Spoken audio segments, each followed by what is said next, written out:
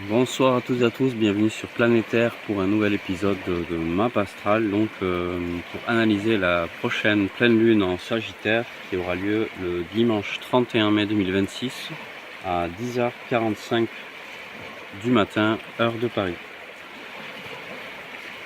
Alors on a la carte sous les yeux ici, on va la regarder tout de suite.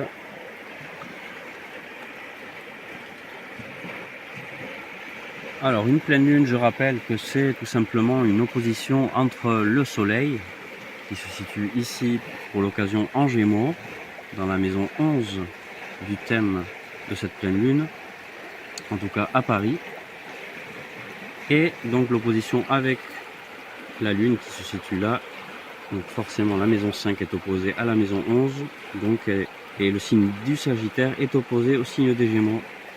C'est pour ça qu'on appelle ça pleine lune en Sagittaire. Le soleil, la lumière du soleil reflète ses rayons sur la lune, notre satellite qui représente l'inconscient, nos émotions, nos eaux internes. La conscience peut se manifester dans nos émotions, dans nos humeurs, dans nos ressentis. Quelque chose peut devenir conscient. Ce qui va éclairer ces émotions, ces eaux internes, c'est de l'ordre du signe des Gémeaux, donc c'est une énergie très jeune, juvénile on va dire, joueuse, très adolescente, très curieuse surtout. C'est un signe d'air, le premier signe d'air qui nous parle d'échange, d'interaction. En maison 11, il est question de groupes, de projets, d'idéaux communautaires, humanitaires. Il y a une lumière là, à cet endroit-là. Et cette lumière consciente, de par cette investigation aussi, parce que le signe des Gémeaux c'est aussi le signe de l'investigation, donc forcément, vu la curiosité, Gémeaux est gouverné par Mercure, Hermès, le messager des dieux, qui se situe d'ailleurs lui aussi en Gémeaux dans cette pleine lune, aussi en maison 11, donc ça renforce encore plus cette énergie de curiosité, d'investigation, de recherche, d'échange, d'interaction avec ses pairs, P-A-I-R-S ou E-S, hein, avec ses frères et sœurs, avec ses frères d'âme, ses sœurs d'âme. Il y a beaucoup ce lien là, des affinités, beaucoup d'affinités au niveau des projets. Donc cette lumière se reflète là, la maison 5 elle nous parle des créations. On rappelle, hein, la maison 11 elle est analogique au signe du Verseau. C'est pour ça qu'on parle aussi beaucoup d'amitié, de communauté, de groupe. Le signe du Verseau représente beaucoup ça. Et en face, c'est la maison 5, analogique au signe du Lion, nous parle de notre propre authenticité, de notre manière de briller, de nous amuser, de nous divertir, de briller, que ce soit individuellement ou en groupe. Hein. À partir du moment où les deux, effectivement, énergies sont en lien, il y a une question de groupe, de curiosité, de changement, d'investigation, de jeu en groupe, et qui va amener sa lumière sur le plan créatif. Enfin, groupe ou projet, hein, la maison 11, on peut parler de projet de groupe. Généralement, c'est aussi la maison 11, c'est la communauté, donc ça peut être effectivement notre propre communauté. Là, effectivement, cette carte, c'est une analyse de la France, donc c'est l'énergie qui va être présente inconsciemment dans l'inconscient collectif, enfin inconscient collectif, redondance, mais voilà. Après donc là finalement ce qui va se rendre conscience au niveau des émotions, c'est cette notion de créativité, de sens philosophique un petit peu avec Sagittaire, parce que Sagittaire c'est l'énergie opposée complémentaire aux Gémeaux. Bon, le Gémeaux c'est vraiment un signe de curiosité qui va regarder autour de soi, qui va regarder ce qui l'entoure, qui va être similaire à ce qu'il connaît. Et en Sagittaire, par contre, c'est lointain, c'est éloigné. Donc là, il y aurait tendance à vouloir éclairer quelque chose d'inconscient qui est lointain, qui n'est pas là autour de moi, qui est une sagesse lointaine, étrangère à moi, inconnue, ou tout simplement lointain si on parle de quelque chose de physique.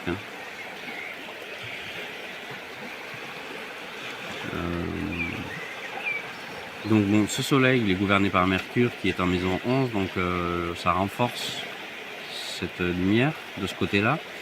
Et par contre, la Lune en Sagittaire, elle est gouvernée par Jupiter, qui lui-même est en Cancer.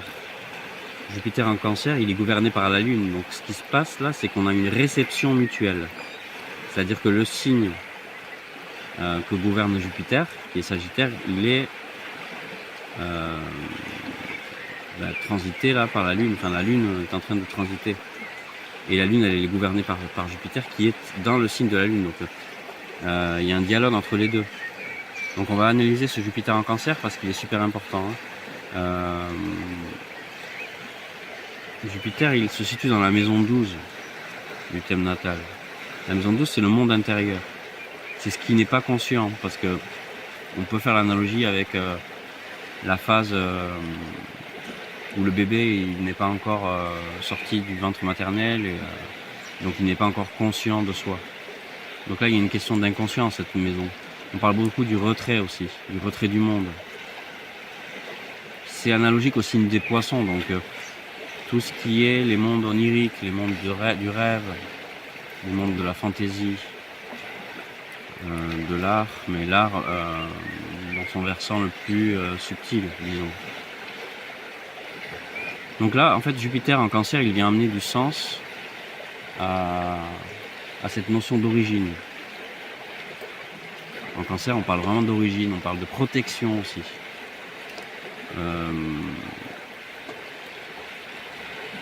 Donc on va chercher à protéger, mais c'est pas vraiment bien conscient, disons. Se protéger à travers d'une création, mais ça se rétroalimente, donc c'est vraiment, il y a un aller-retour entre la maison 12 et la 5 là. Sans parler des maisons, ne serait-ce que déjà on peut parler de cette question de que effectivement on voyage loin avec Jupiter, mais on voyage loin dans notre propre origine, en lien à notre propre origine, à notre propre passé, avec le signe du Cancer.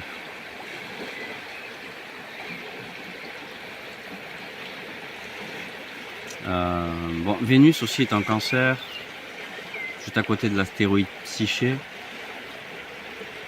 Vénus nous aide à apprécier finalement, à rendre plus beau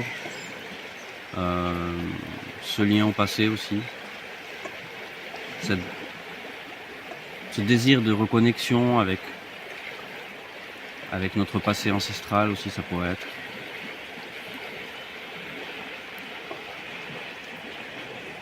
Après voilà, faudrait regarder les aspects. Bon, j'aimerais quand même rajouter le fait que c'est l'ascendant qui est Lion. Donc c'est-à-dire qu'il est quand même question de rayonner individuellement, puisque finalement c'est ça, hein, l'ascendant ça représente vraiment l'individu, le moi. Donc on est appelé, en tout cas les personnes qui vivent sur ce territoire, dans ce pays, ou alentour, à rayonner à travers de cette question de groupe, d'appartenance à des groupes, d'investigation, de curiosité. Et finalement ce reflet en lien à nos créations,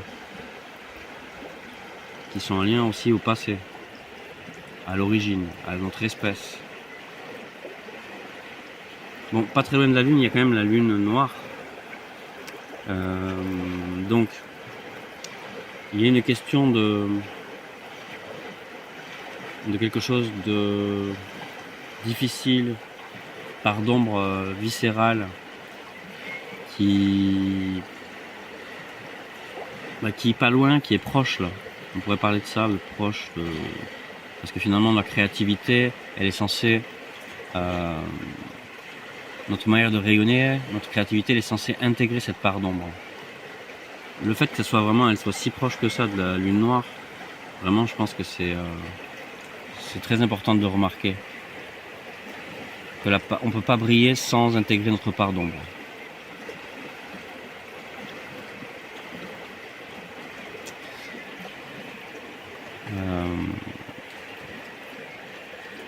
Voilà. Après, le descendant, parce que bon, l'ascendant, on va toujours regarder le point opposé, c'est très important. Il est en Verseau, forcément.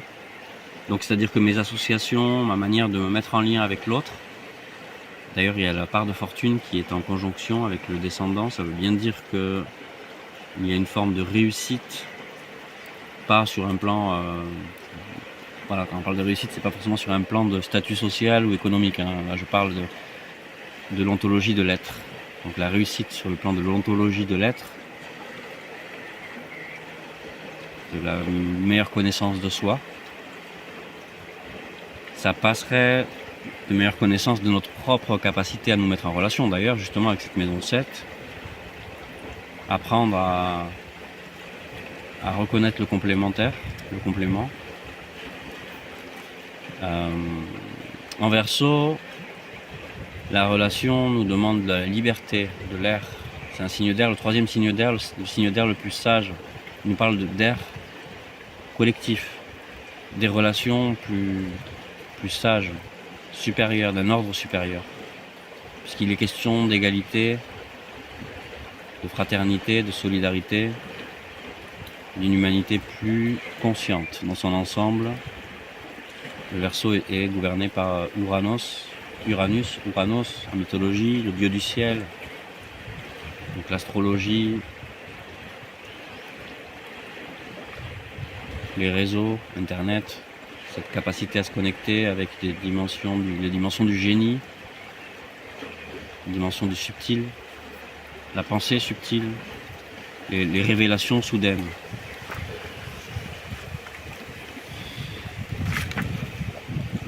On a l'astéroïde d'ailleurs Junon qui est tout proche, et Pluton qui est en maison 6. Donc il y a encore une question de travail quotidien. D'ailleurs, ça rejoint un petit peu la dernière pleine lune qu'on avait eue du mois dernier. On a le signe du Scorpion qui est intercepté en maison 4, encore une fois, et Pluton qui travaille au quotidien dans l'ombre, qui est rétrograde cette fois-ci, parce que le dernier coup, Pluton était direct. Maintenant, Pluton, la planète la plus lente du zodiaque, qui fait ce travail de l'ombre, de purification, de purge, de nettoyage en profondeur, planète très magnétique, très puissante. Il y a une question de travailler dans le quotidien pour purifier la communauté.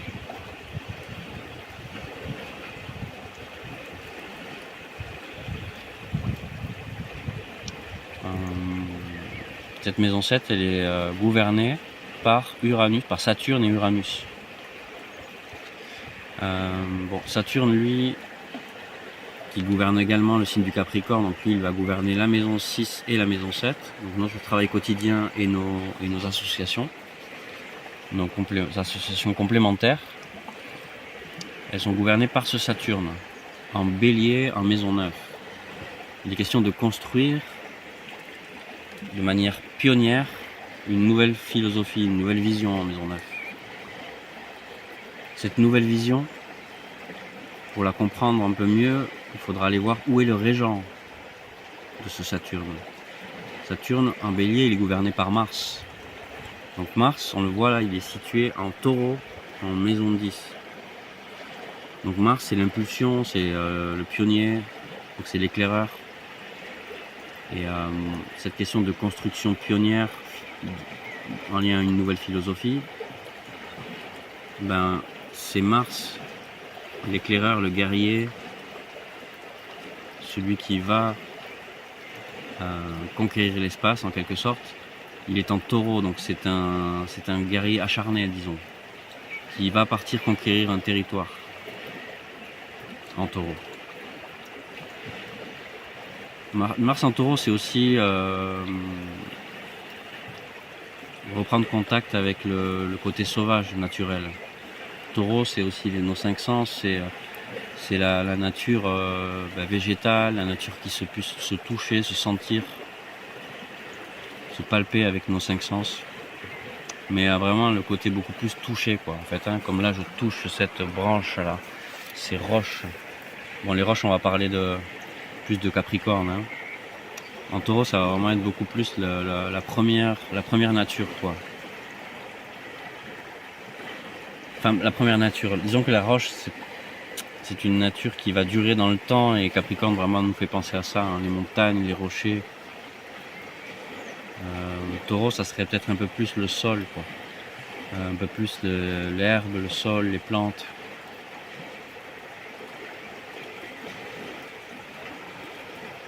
Après, c'est la matière, hein, c'est la stabilité, c'est la construction enfin, c'est la matière qui dure, la matière solide. Taureau est très lent, hein, comme signe, donc ce serait une action lente dans le monde, puisque c'est en maison 10. Il est une question de réaliser une action lente dans le monde. Elle ne se voit pas parce que le signe du Taureau est intercepté. Rappelons aussi que Chiron, qui est dans les tout derniers degrés du Bélier, se situe aussi dans cette maison 10 et s'apprête à entrer en Taureau pour y faire une brève incursion. Je crois que très bientôt. Il va ensuite revenir, je crois que c'est au mois de septembre, faire une rétrogradation et revenir en Bélier. Et il entrera en Taureau définitivement, il me semble, en avril 2027. Je vérifie les dates, mais je crois que c'est ça. Donc Chiron en Bélier, Chiron c'est le blessé, guérisseur, j'en ai déjà parlé dans les autres épisodes de Map Astral. Un petit peu le marginal, celui qui est mis de côté, celui qui est abandonné, et qui de par cet abandon, cette marginalisation, se met à découvrir des sagesses. Et ces sagesses-là n'effaceront pas la blessure en quelque sorte, mais lui permettront d'enseigner des vertus, d'aider les autres en quelque sorte.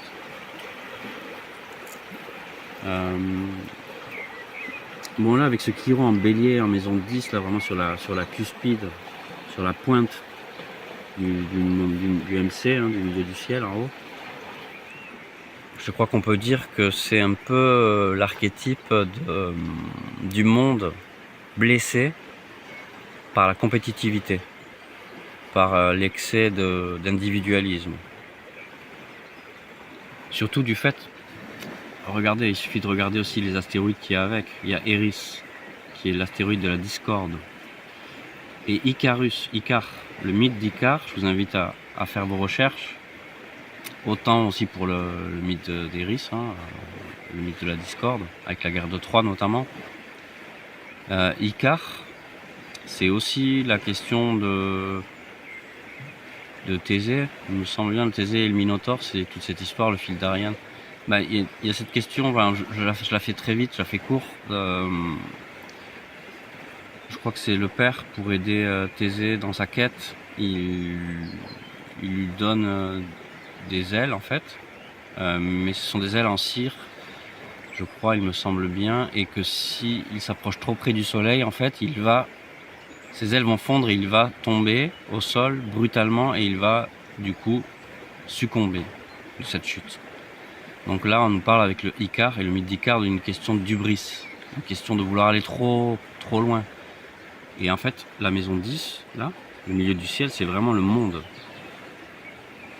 Le monde, qu'est-ce que je fais dans le monde et le monde tel qu'il est construit, la civilisation, la construction civilisationnelle, puisque la maison 10 est analogique au signe du Capricorne, qui représente cette structure qui articule finalement la vie sur la planète du règne humain.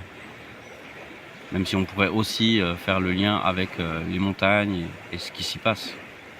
Là on parle de la collectivité humaine. Donc on peut parler d'hubris, de compétitivité extrême qui a provoqué une blessure qui est incurable avec Chiron, mais en fait on peut apprendre de cette blessure afin de commencer à guérir et redonner du sens finalement. Et en quelque sorte, c'est vraiment le mythe, c'est le passage c'est le mythe de Uranos en fait qui castre les... Enfin c'est pas Uranos, pardon, autant pour moi, c'est Saturne en fait, Chronos, le temps, qui va castrer Uranus. Et donc ces testicules tombent dans l'océan, et de là, de ces testicules, va naître l'écume de Vénus. Donc l'écume, c'est Vénus, c'est Aphrodite. De cette écume va naître Vénus, Aphrodite, la beauté. Donc la beauté, en fait, finalement, c'est lorsqu'on apprend à assumer cette blessure. Là, on va pouvoir expérimenter la beauté dans le monde. Bon, là, la beauté, elle est cachée. Elle est en maison 12 avec Vénus, en Cancer. Il y a une question de reconnexion avec notre espèce, avec notre passé. C'est en maison 12, c'est vraiment l'inconscient collectif aussi.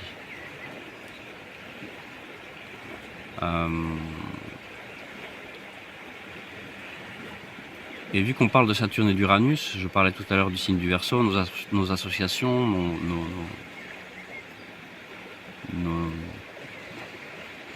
nos contrats, en fait, contrats qu'on pourrait parler aussi de contrat d'âme, hein. C'est pas nécessairement un contrat de mariage ou un contrat de travail. Là, il est lié à chercher une forme de liberté avec le signe du Verseau, une forme d'évolution, plus sage, plus aérienne, plus inclusive sur un plan de l'humanité dans son ensemble. Il n'y a pas de question d'un peuple contre un autre, là, hein, en Verseau, hein, c'est toute l'humanité toute entière. Là. Cancer aurait tendance par contre lui à rester dans son vieux carcan, en fait enfermé dans son refuge. Mais on pourrait comprendre aussi que Cancer, ça pourrait être un refuge. Finalement, c'est le refuge, c'est la mère, hein, c'est le côté maternel, donc ça pourrait être aussi le refuge localisé, qui m'est propre, qui m'est cher, le cocon qui m'a protégé. Mais on peut aussi comprendre en fait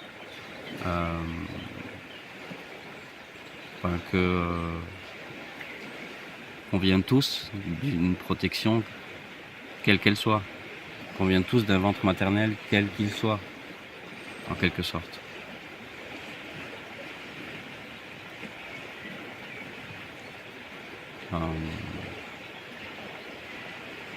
Et donc j'en parlais de Verseau, bon, qui est co-gouverné par Saturne et Uranus. Uranus, il est là en fait, hein, il est vraiment tout proche de la maison 11, en conjonction avec l'astéroïde Sedna et avec l'astéroïde Cérès. Bon, Cérès est un astéroïde beaucoup plus connu dans le jargon astrologique. Il parle du mythe il parle de Déméter, hein, Déméter, les cultures. On l'associe souvent au signe de la Vierge, donc il y a une question de cultiver, de récolter, d'organisation qui profite finalement à un collectif, à un système. Donc là, il est question en Gémeaux, Gémeaux c'est le premier signe mutable du zodiaque, donc de rendre mutable cette productivité, d'y associer cette question d'Uranus, s'associer cette question de sagesse de l'humanité dans son ensemble. Et avec Sedna, c'est vraiment un astéroïde qui nous parle des monstres marins en fait. On peut parler de la baleine par exemple, mais tout ce qui est les monstres qu'on ne voit pas en fait.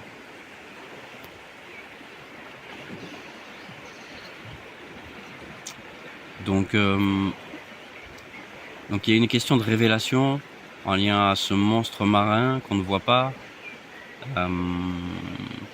C'est vraiment, on peut l'associer à Neptune, on n'en a pas parlé encore. Neptune, il est en Bélier, en maison 9, donc il est question d'infuser notre stimulation la plus instinctive, la plus animale en fait. Infuser d'une énergie subtile, d'une énergie... c'est une eau subtile, ce sont les eaux subtiles, celles qui unissent absolument toutes les formes de vie. Notre action est invitée à se teindre de cette énergie neptunienne, tout en même temps en étant responsable, concrète, sérieuse, travailleuse dans le temps avec Saturne, qui a déjà bien avancé en Bélier. Donc voilà une petite synthèse de cette pleine lune. Ben, on a une nature blessée avec ce Mars en Taureau qui rejoint ce mythe d'Icare, cette blessure avec Chiron, avec Eris. On ne la voit pas, cette nature blessée, pourtant elle est là. Cette nature végétale, mais aussi humaine en fait. Notre connexion aux 5 sens, au bien-être. Donc il faudrait aller chercher de l'empathie avec ce Jupiter en Cancer. Cette lune en Sagittaire peut donner du sens à notre authenticité grâce à ce qu'on peut voir dans nos réseaux, en fait, chez nos amis. Il y a une question d'être plus curieux, en fait, et d'aller chercher des révélations, en quelque sorte. Voilà, bon ça ce serait le versant lumineux. Après le versant sombre, ben, c'est à vous de découvrir. Voilà, regardez un petit peu Sagittaire, ce que vous avez en Sagittaire, parce que cette lune noire, elle peut montrer une part d'ombre. Donc voilà, n'hésitez pas à faire des investigations, à explorer.